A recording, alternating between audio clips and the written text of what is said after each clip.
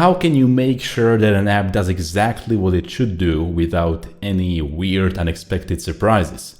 Well, you test it, of course. You could test everything manually by launching the app, using it, and trying your best to make the app blow up with errors. Or you can write a bunch of automated tests, which is arguably a more time-efficient and thorough way to test your apps. Let's take a look at unit, widget, and integration tests. Hello, welcome to Reso Coder, where you are getting prepared for real app development so that you will get freelance clients or a job and be confident about the apps you build. So subscribe and hit the bell to join us on our quest for becoming in-demand Flutter developers. And be sure to check out the article from the link in the description, where you will be able to find the starter project and also the code snippets which I point to throughout this video. So this tutorial will actually consist of two parts. In this first part, which you're watching right now, we're going to take a brief overview of the whole testing world when it comes to Flutter. We're going to talk about unit, widget, and integration tests. And then very soon after this brief intro, we're going to focus just on unit tests and also on, well, setting up your test environment in general, about mocks, for example, and so on and so forth, because, for example, mocks are used also in widget and integration tests and not just in unit tests. Then in the second part, we're going to take a look exactly at those widget and integration tests, but you will have your foundations already covered by watching this week's tutorial. So what is testing? Testing is simply said ensuring that your app does exactly what it should do. And one of the reasons why we write tests is that we are testing for regression. And regression is simply a bug which gets introduced into the app as you try to, for example, expand its functionality, right?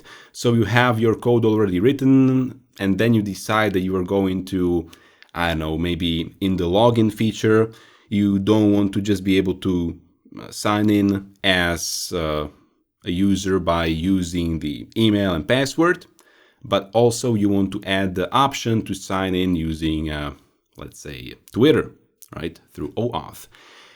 Now, you add this Twitter sign-in functionality, and what might happen is that you introduce a bug into your code base, which is going to cause some issues with your email sign-in. It worked previously, but now you may have messed something up and it's no longer going to work properly. Now, if you have your testing suite already set up, you have all of your tests running, after adding your Twitter functionality, you can just run all of your tests. And if they fail, you know that something is wrong and you can check out exactly the test which has failed, and it's going to tell you what exactly went wrong and you can quickly fix that issue. As opposed, if you had not written any tests previously, you did not have any tests set up prior to writing that Twitter feature, if something failed, you would not know about it until you either tested for it, well, manually, right, by just using the app, or in the worst case, you would actually get these bugs reported by your users from your production app, which is on Google Play, App Store, or somewhere on the web, which is the worst case scenario. So testing allows you to catch these regressions, catch these newly introduced bugs prior to releasing your app for the users. Of course, this is not the only reason why we test. Tests also allow you to think more clearly as you're implementing your features, because we can actually write tests prior to writing code. This is called test-driven development, where you write tests first, and according to your test which you have written, you write code only afterwards, which is something that we are going to take a close look at in this exact lesson. And then, of course, there are two main types of testing. I've mentioned both of them actually.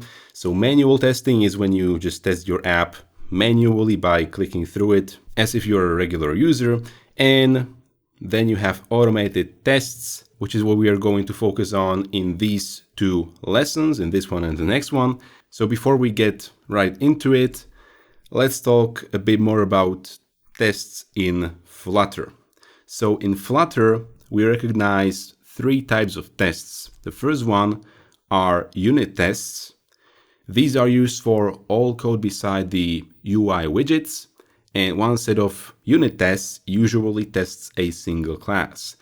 So we are going to use these tests, for example, for testing change notifiers, blocks, some kind of a just business logic, but not for widgets. For widgets, we have widget tests, which are used for testing a single widget. And then we have also the third group called integration tests, which are for testing large parts of the app from the user perspective. We could also call them UI flow tests, but also integration tests because, well, they test the integration of multiple parts, how it works together. Now, both widget and integration tests, they work with the UI widgets, but the main difference is that integration tests actually run on a real device or on an emulator, which means they're slower to run.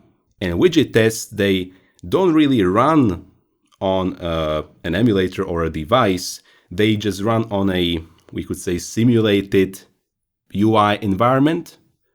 So they run quicker, but also they are not as comprehensive as integration tests. Simply said, if you run an integration test, you can literally see that on the device something is going on. You can see the clicks, you can see the text being typed in and so on.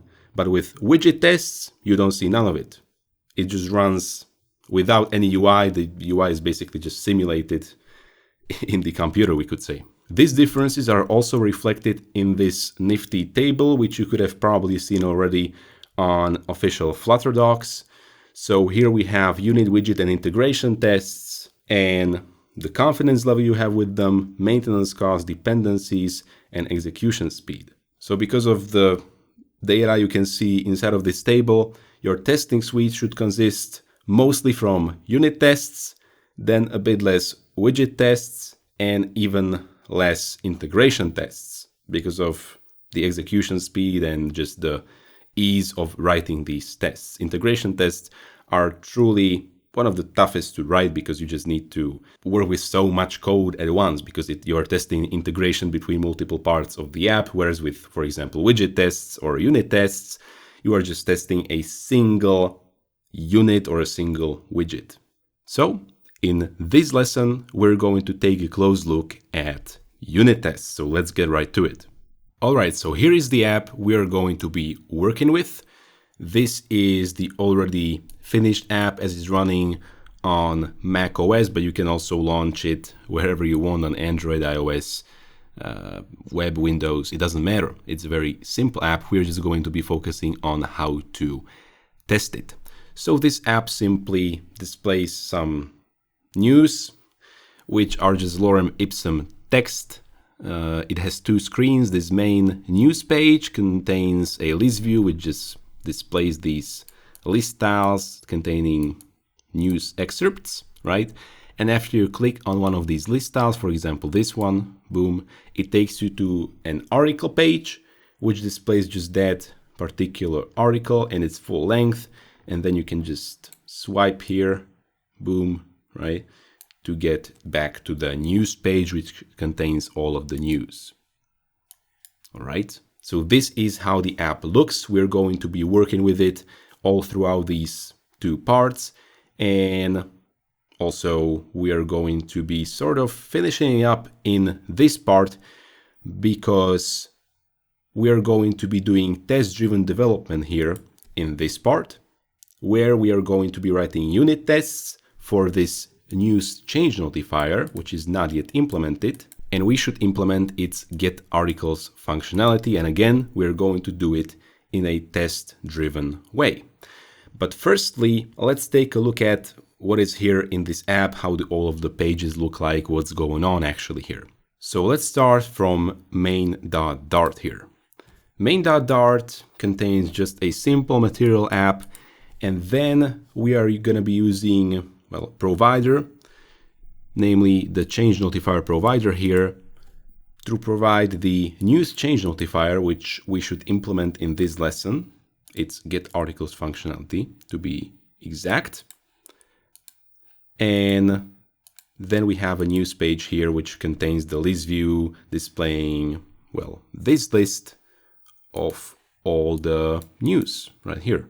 Before we jump into the UI, let's take a look at this news service, which is being passed into the news change notifier to take a look at its functionality. Now, whenever you are trying to test something, you always need to keep your dependencies separate and easily swappable, which is exactly what we are doing here by allowing the news service to be passed into the change notifier's constructor, right? Right here in news change notifier, we accept a news service instead of just, for example, instantiating a news service right here, right? It's possible to do it, but doing this instead of allowing it to be passed through the constructor would really make testing hard, if not actually impossible, because we actually sometimes in testing, and quite oftentimes, we need to swap a particular implementation of the new service for some other implementation, which is called mocked implementation. With that said, let's actually take a look at the real implementation of new service, which we are then going to sort of simplify in the tests. So the real implementation of new service is simulating a communication with a server where we have just one method called getArticles. And here we just await for 1 second by using future.delayed. So this is simulating that we are actually communicating with a remote server, so it's not instant. And then we return articles, which are simply a list of 10 articles, which is completely random, right? It returns a class called article, which we are going to take a look at next, but it's a very simple class containing just a string title and string content for the article. And this content is simply generated using the lorem ipsum generator, which we actually have here from a package right here in pubspec.yaml package called Flutter lorem. All of this, of course, is already available in your starter project, so you can just check it out and begin working immediately by cloning it from GitHub. All the links are in the lesson notes as always. So the title is just one paragraph long containing 3 words, and then the content of the article is again lorem ipsum, but 10 paragraphs and 500 words. So this articles list is basically a simulated remote database. Everything is kept local to keep things simple, but basically a server would behave in much the same way. We would have changing articles because, of course, articles change over time. You don't have the same articles in the news site for multiple days in a row. And also there will be a delay when communicating with a server, which we are also simulating. So now that we know how news service is working, really the last step to understanding everything beside the UI is to check out how article works. So article is a simple data class in our case, containing just the string title and string content. Then, being a data class, the most important thing is that it has overwritten equality, because usually Dart objects operate by referential equality, where only the same 2 instances of the same class are ever equal. But this being a data class, we want it to be equal by value. So if we are comparing 2 articles and both their titles and their content match, they are deemed as equal. And then we have some funky stuff like overridden toString and copy with method to creating copies of articles, but we are actually not even going to use this. All right, and now just briefly, let's take a look at the news page first, which is the default page you see when you open the app, right? This is the page which contains all of the news in list view. So it's very simply implemented, this new news page. It's a stateful widget which right at the start from init state it calls the change notifier's getArticles method, which we of course need to implement in this lesson because it's not yet implemented. But of course, the idea is that getArticles should fill up this articles list in the change notifier, right? With those 10 articles from the news service, of course. And then we're going to display those articles using a consumer here. And of course, I sort of assume that you already know at least something about the provider package, which you probably know about because it's really the most popular package and is recommended left and right even by the Flutter team themselves. So I assume in this lesson that you already know what a consumer is and how to use it and these kind of basic things. If you don't, I would recommend you to just really quickly in like 5 or 10 minutes just run through the documentation of the provider package, which we of course also have in pubspec.yaml right here, right? Provider. Just run through it if you are unsure about some of these things, and everything will become clear in a matter of really 10 minutes at most. So back to the news page.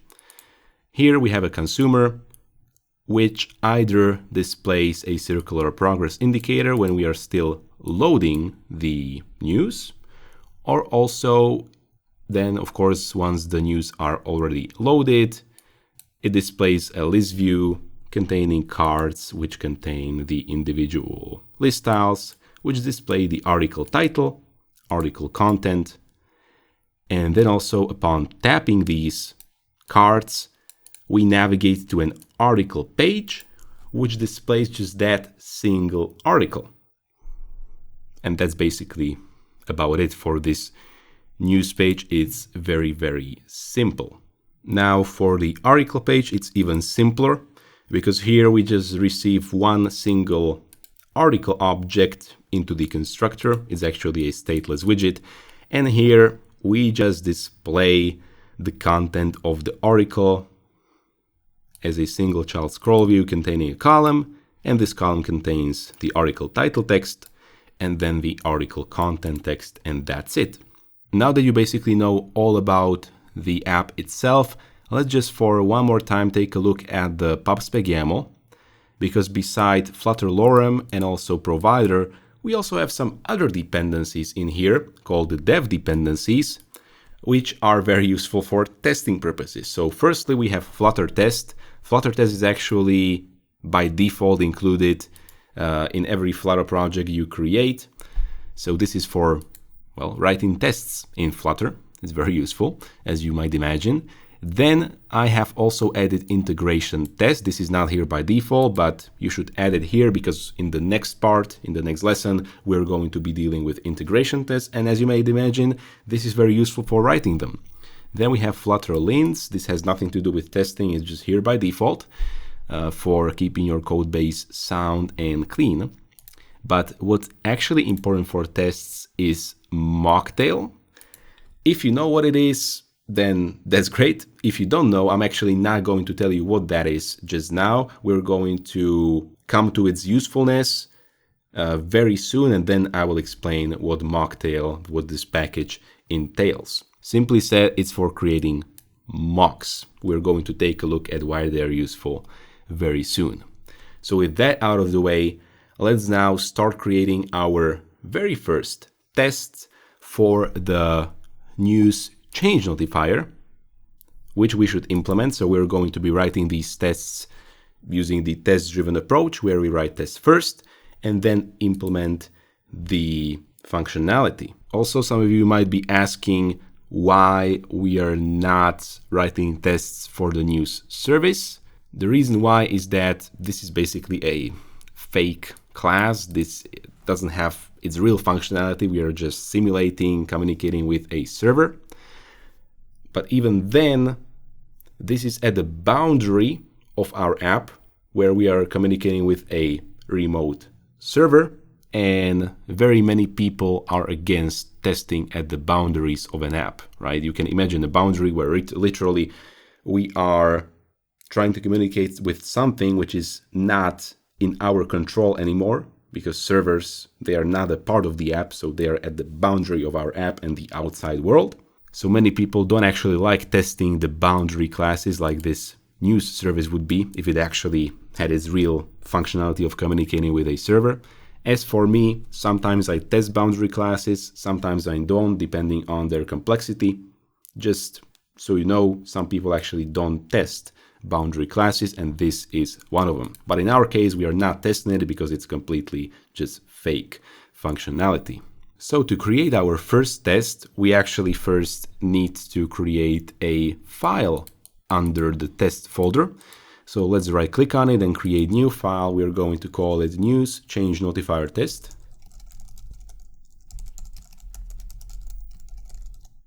.dart. And now the basic scaffolding of a test is that it should have a void main method. This void main method is what runs whenever you try to run the test.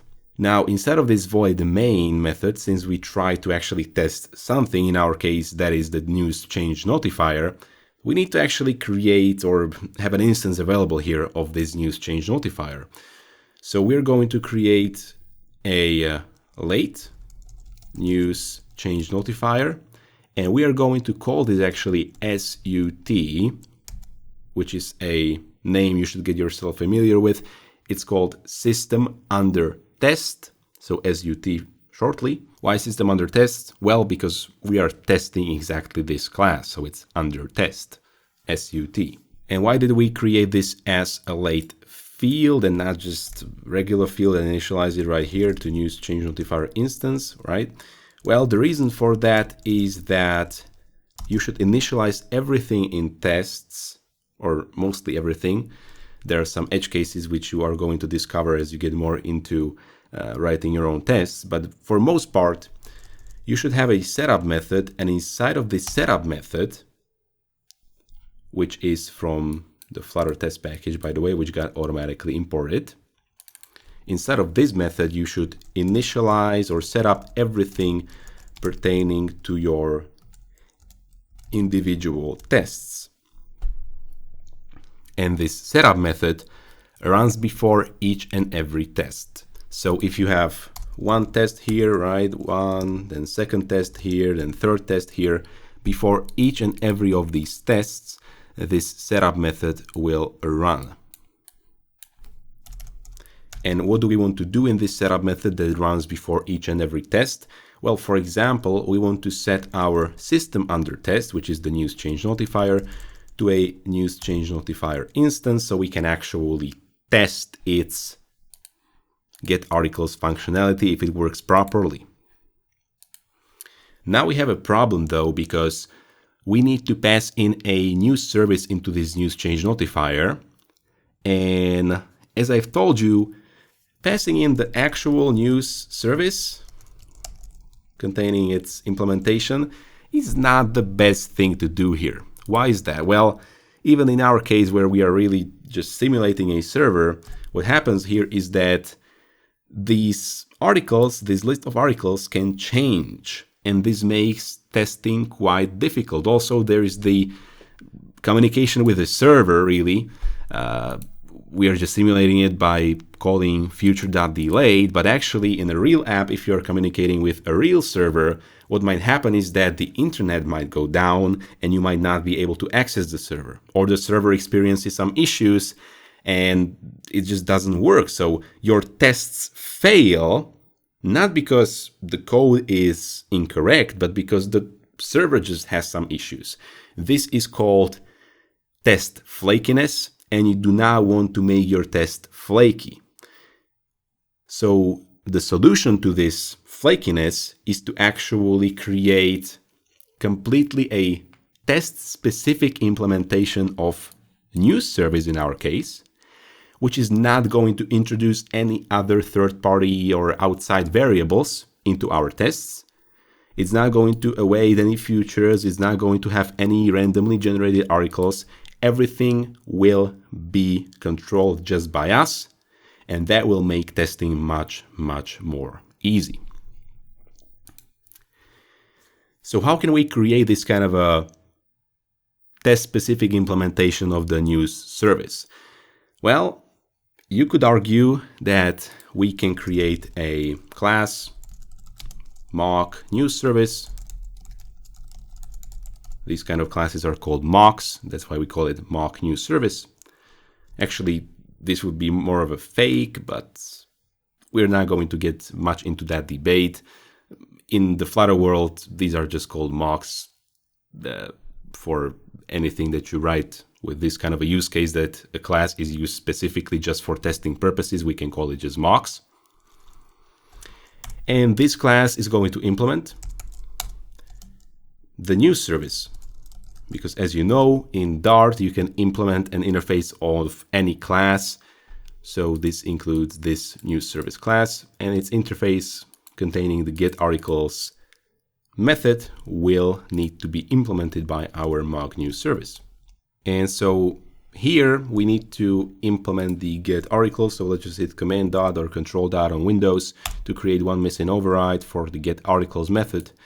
And here we would just, well, return a predictable list of articles, as opposed to what we are doing in the new service where there is the generated list of articles using the Flutter lorem package for lorem ipsum text.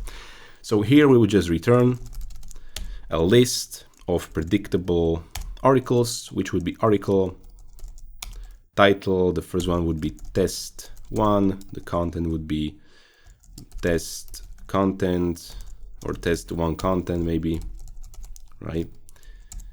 Boom. What's going on here? What doesn't it like? Of course, it needs to be async because we are returning a future to fulfill the interface of the class.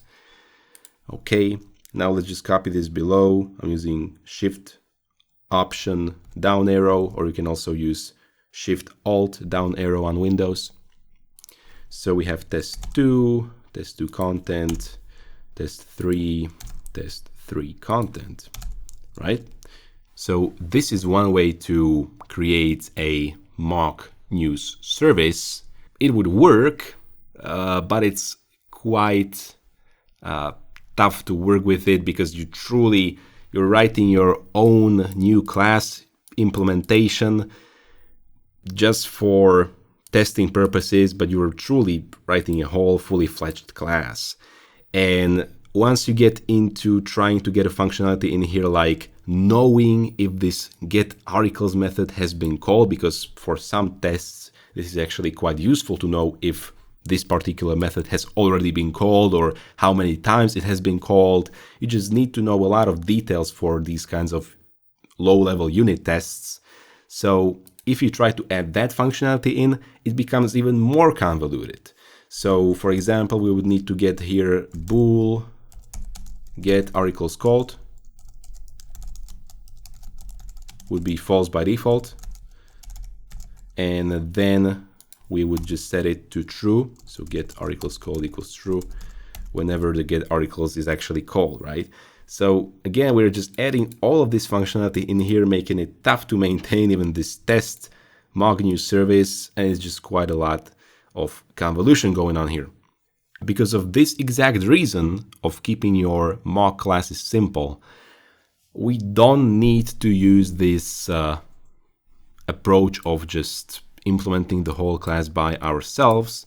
We can actually use the nifty mocktail package, and this mocktail package will help us write mock classes much more efficiently. So let's take a look at that. We're just going to leave this in here, right? I'm just going to rename this class to, for example, bad mock news service, because we are going to create yet another class, mock news service. And this will extend mock from the mocktail package, right? We have just implemented it here. And also it's going to, of course, implement the news service for the interface. Boom. This is it. You just add two curly braces at the end, and you don't add any actual code into this mock news service, which extends mock. This is it. The advantage of this kind of a mock news service, which uses mocktail, is that we don't need to provide the implementation up front, like here, but actually for each test which we have here, we can modify the functionality of the mock. So if we have one test here, second test here, third test here, had we used the approach of this fully fledged class being just implemented again and again, this bad mock news service, what would happen is that we would either have to use the same implementation in these three tests, or if, for example, in the third test, we need a slightly different implementation for one reason or another, we would actually need to create yet another fully fledged class just for that third test. But with Mocktail, we don't have any actual implementation written in the class itself. We're going to set up the implementation in the individual tests, which you're going to see how it's done in just a little while. And therefore, we are going to spare a lot of time by using Mocktail. So, what do we actually need to do next in our main method? Well, we now know what we are going to pass as the news service into our news change notifier, and that's going to be the mock news service right here, right? So let's create late mock news service, Let's instantiate that. So mock news service inside setup is equal to new mock news service. And now we're going to pass this mock news service into our news change notifier. So we have put this mock news service into its own variable within the main method, because from individual tests, we need to be able to change its functionality. All right, so let's now write the first test. Before we actually write any tests for the getArticles method, let's just test that these values, these initial values of articles and isLoading are always going to remain correct. So for example, if in the future someone comes in and changes isLoading to be true by default, we're going to detect that inside of a test. I'm not sure why anybody would do it, but it's always good to keep this functionality in check, even something as simple as initial values. So inside news change notifier test, we're going to create a test, right? Which is going to check that initial values are correct. It's always good to use descriptive test names. And now we're going to have a function in here. What's going on? Okay, I'm not sure why this dot appeared here, but anyway. And how can we check if initial values are correct? Well, there is this expect function which expects us to pass in an actual value and then the matcher, which is basically the expected value. So the actual value, we want to check if, well, the initial value for the change notifiers articles is correct. So that is system under test, which is the change notifier.articles. And the initial value should be just an empty list because we don't have any articles loaded initially. And then also expect, we want to expect that SUT.isLoading is false by default. Let's just add a comma at the end so that it's nicely formatted, this test, and let's run it. We can either run just one particular test or run the whole main method, but either way you do it, you just click here on these buttons. And after a while, you can see that this test has passed. It has this check mark right beside it. Let's open up the testing tab in VS Code, which is here, testing, this chemical bank thing here. And we can see that initial values are correct, has passed which is good. We can actually open up the console. So let's hit Control and the backtick symbol. We can go to debug console, and even here we can see that the test has passed. Had it not passed, like for example, we would say that isLoading should be true, but it's false right now, of course. We would see that the test has failed, and it would tell us exactly why it has failed, and basically we are going to be able to fix this issue very soon. So expected true, actual false, right? But let's revert it back so that it passes. So false is the expected initial value. So now you know the basics of how to write a single test and how to basically scaffold your test file so that it contains everything that's needed. Let's actually delete this bad mock new service, because this is really not how you should be writing mocks for your classes. It was good for explaining how mocks work, but this is really not what you should be doing. You should basically always use something like mocktail to create your mock classes. But now you might be thinking that, hey, this is actually quite a lot of code to be writing manually every time over and over again, and you are absolutely correct. That's why I'm going to provide code snippets for you, which you can use for creating these tests and also scaffolds for your test files. So you're going to have access to a tscaffold snippet. Just write tscaffold, right? Boom. And this is going to import the Flutter test package and also create a system under test variable inside a main method, and also the setup call, and also a single test group, which is what we are going to take a look at next. Test group just basically group a bunch of tests together so that you can run them together as a group. And then also you have access to a snippet called AAA test. This is because we are writing tests using the arrange, act, assert pattern. So AAA, arrange, act, assert. So this snippet looks like this.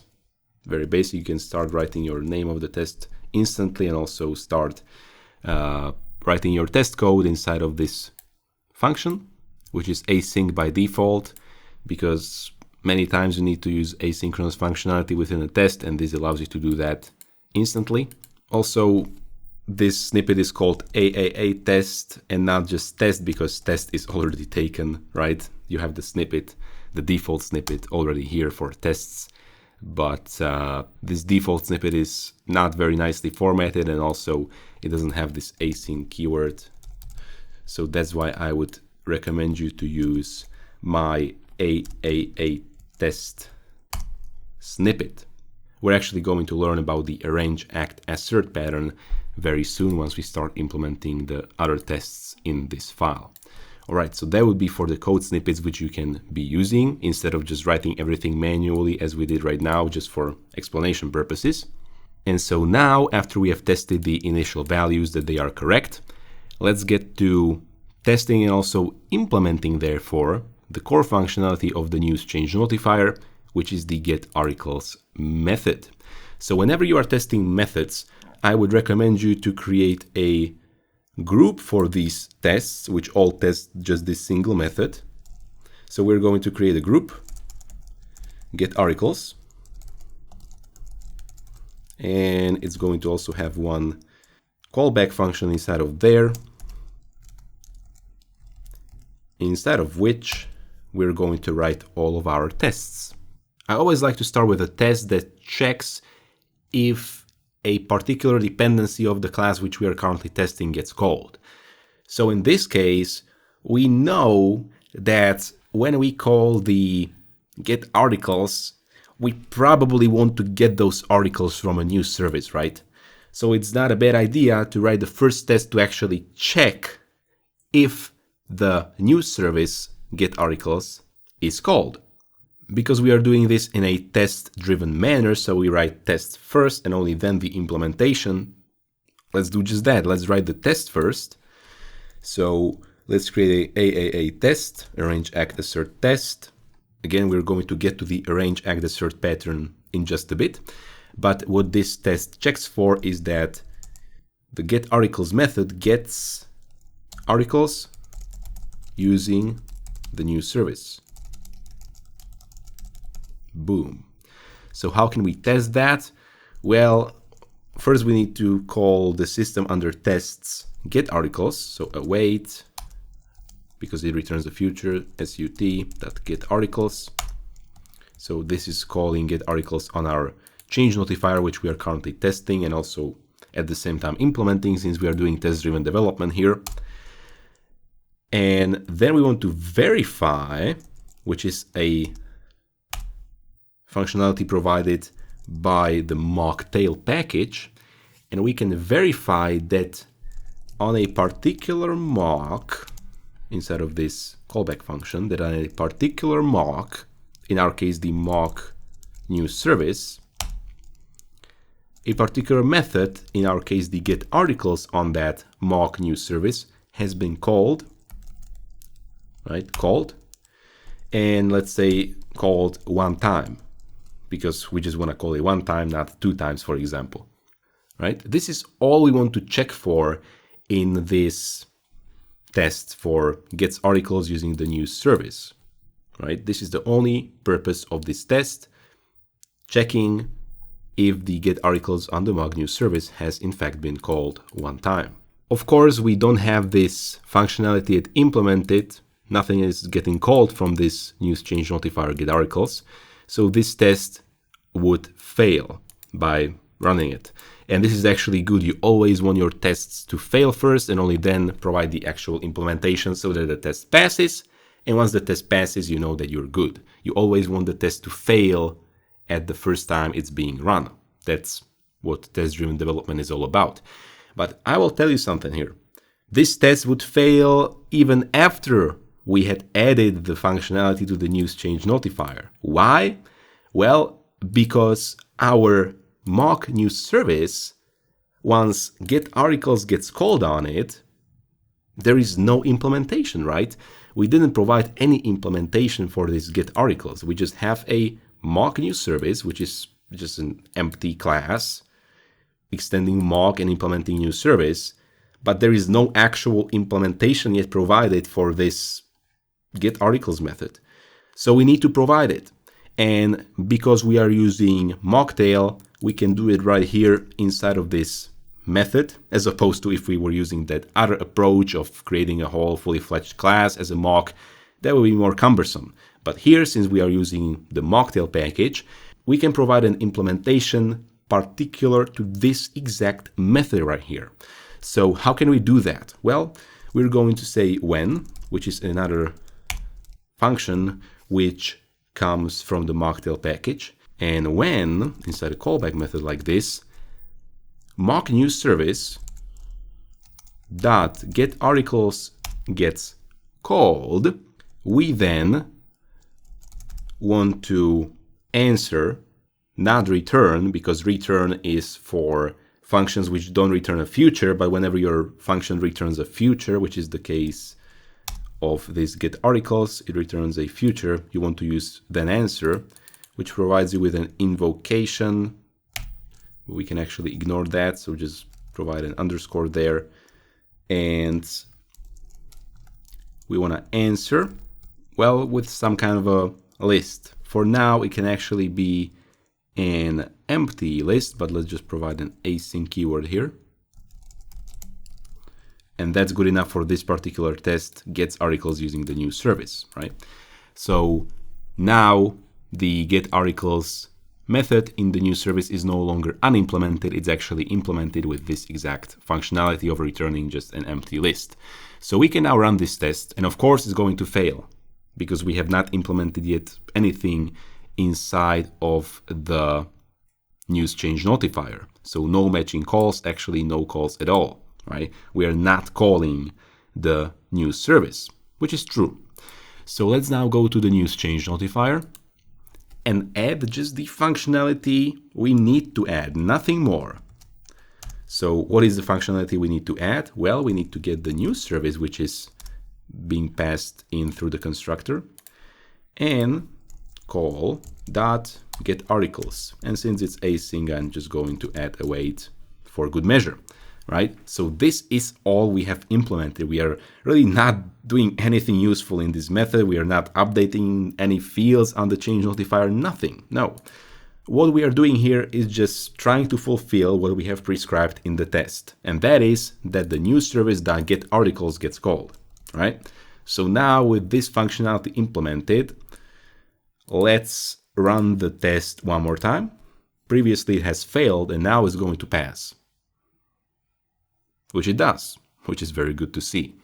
All right, and now let's go for the next test, which we should have here, which is actually, because of the simplicity of this particular class, going to be the last test we write here.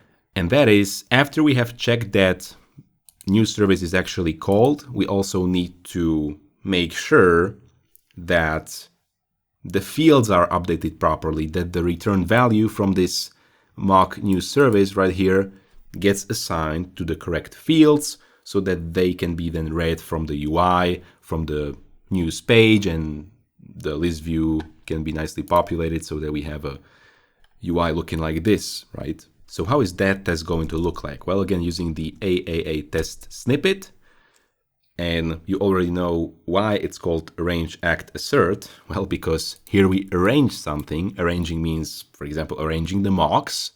Then we act, and the action is that we call the getArticles method on our system under test. And then we assert, meaning that we check for something. For example, we verify that a particular method has been called. So that's why it's called arrange, act, assert pattern. So this next test is actually going to check that calling getArticles indicates loading of data, right? This means that basically the isLoading flag should become true whenever we start loading the data. Then sets articles to the ones gotten from the service, which is quite obvious. It needs to happen for this class to be functional. So sets articles to the ones from the service. And as you can see, this string has gotten quite long, so I will give you one tip here. Whenever you want to fit a string so that you can view it properly, you can make it into a multi-line string by providing 3 quotation marks at each side of the string. And now you can add a new line character here by pressing enter, and it's not going to be any issue, right? So indicates loading of data, sets articles to the one from the service, and lastly indicates that the data, or that data, is not being loaded anymore. And so what do we need to do in this test? Well, again, we need to arrange something. We need to arrange that actually some articles are being returned from the mock news service so that they can be then set as the field value of our news change notifier. So are we again going to just right here, copy this when call, paste it here, and just provide some actual articles, right? Well, we definitely could, but actually it's much better to create a separate function for arranging these things instead of just having these when calls spread around all of your testing code base, because this function will have a nice name and it will be immediately apparent what we are actually arranging by calling that particular function. So let me delete this when call, and let's create, instead of this group, a nested function which will be returning void, and it will be called arrange news service returns 3 articles. Right? And inside of here, all we want to do is, well, I have that copied code still in clipboard. I'm going to paste it here. So we're calling when mock new service get articles, then answer with an empty list, but actually we want to answer with a list of 3 articles. So those are going to be, well, basically the same ones that we had in the bad mock news service, which I have already deleted, but anyway, let's just write them one more time. So article, title will be test1, the content will be test1 content, and now let's copy this below. So this will be test2, and this will be test3. Let me add a comma here, so it is nicely formatted. And actually, once we have this implemented here, we can use this arrange new service returns 3 articles function also from the test we have written previously for checking if the new service actually gets called. Because here we really don't care if anything is returned. There can be an empty list returned, but the functionality is going to remain the same. Also, if the 3 articles are returned. So for saving on code duplication, we are just going to call this method we have just implemented. Let's just run it for good measure. This test, it should pass again. And of course it does. And now with all of this in place, we can finally call this arrange function also from the test we are implementing currently. So now let's go through these steps bit by bit and test them. How can we test that calling getArticles indicates loading of data?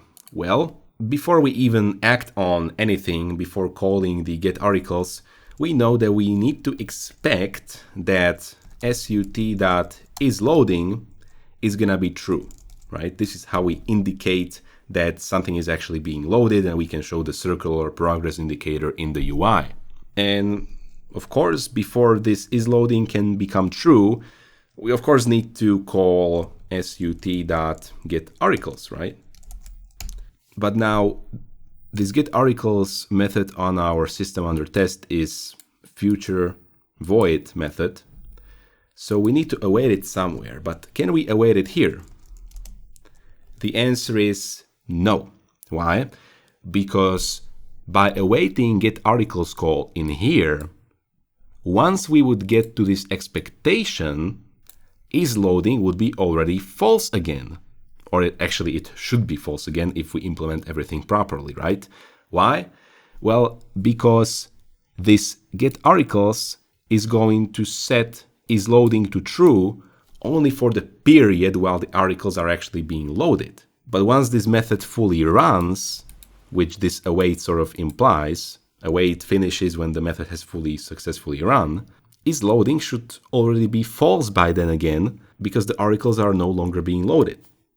So what can we do here? Well, instead of awaiting directly at the call side here, we're just going to put this future void, which is being returned, inside final future, right? So this getArticles still gets called, but we are not awaiting anything here. We are going to await the future only after checking that isLoading is true, right? So at this point, the whole method will run, and we have already checked that isLoading is true. And now we can check that articles are the ones that we have also gotten from the service. So we can check that expect sut.articles is equal to the list of articles which are being returned from the service. And what are those? Well, they are these 3 articles, right? So for now, let's just copy this directly here. I know code duplication, we're going to get rid of that soon, but for now, it's good, right? So we have this expectation here, that the articles are exactly the ones which have been also returned from the service. And now expect that the data is not being loaded anymore, which means in our terms, we need to check sut.isLoading false. Before actually running this test, let's fix this code duplication very quickly. So what can we do? Well, we can put these articles which are being returned from the mock new service inside a variable here. So right above the arrange new service returns 3 articles function, we're going to create a final articles from service. And this is going to be equal to this list right here. And now from this arrange function, we can return, instead of the list literal, just the articles from service. And also here, in the expectation, we can expect that sut.articles is equal to articles from service. Now let's run this test right here. It's of course going to fail, which is kind of expected because it's not yet implemented this functionality at all. So how can we implement that? Well, we need to set isLoading to true, then we need to set the articles to the ones from the service, and then isLoading back to false. So let's do that right now in the news change notifier. Firstly, let's just call isLoading to true, or not call, let's set it to true, of course. Then, keeping in the spirit of change notifier, we of course need to call notify listener so that this change can get propagated to the UI. Now we're not testing for it right now. This is just something very specific to a change notifier. There are ways to test for this, but actually I just recommend you to use something which is not relying on your manual notification of the UI, like something like state notifier or block, which handles this for you, or mobx handles this for you, instead of you having to handle notifying the listeners by yourself.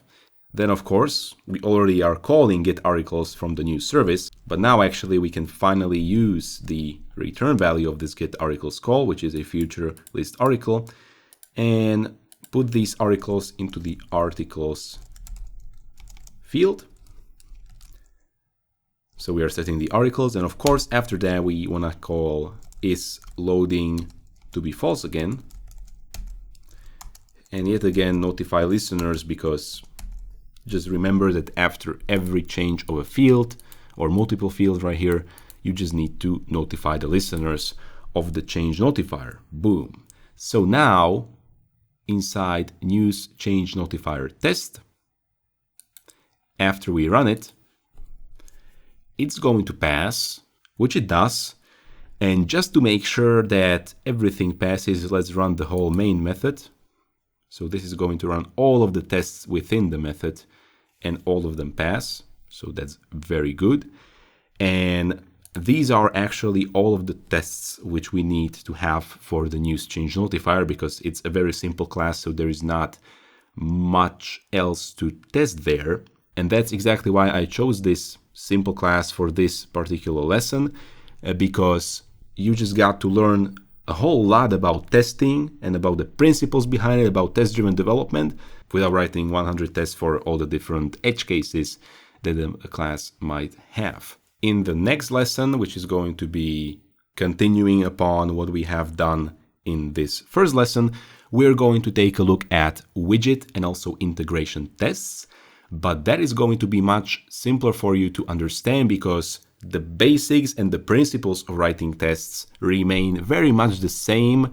There are, of course, some things that change, because we are no longer going to be dealing with just pure logic, pure Dart code, but we're actually going to venture into widgets with the widget tests and integration tests.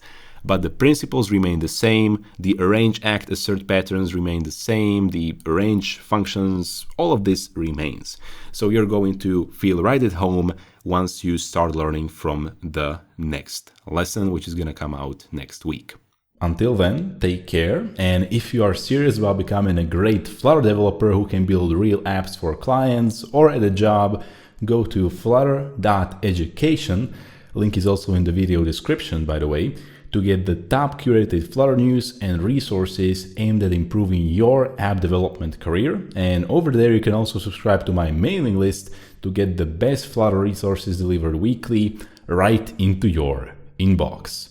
And if you don't want to miss the next part of this tutorial and also many more tutorials like this, be sure to subscribe to this channel and also join Notification Squad by hitting the bell button to make sure you grow your Flutter skills, because here on ResoCoder, I am determined to provide you with the best tutorials and resources so that you will become an in-demand Flutter developer. If this video helped you, give it a like and also share with other people who will benefit from it, from knowing how to test their apps with unit tests. Keep an eye out for the next part of this tutorial series. Leave a comment and see you in the next video.